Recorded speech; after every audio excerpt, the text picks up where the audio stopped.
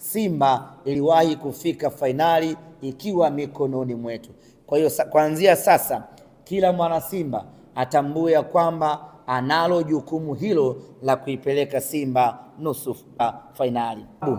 Ya kumaliza mchezo huu katika uwanja wetu wa nyumbani, tuna kila sababu ya kuhakikisha ya kwamba tunapata matokeo mazuri katika uwanja wetu wa nyumbani. Tuna kila sababu ya kuua hii mechi katika uwanja wetu wa nyumbani. Tufanye kila kinachowezekana kufanywa mnyama apate matokeo mazuri katika uwanja huu wa Amani. Tukienda katika mechi ya marudiano, twende tukamalize kazi, mnyama aende fainali.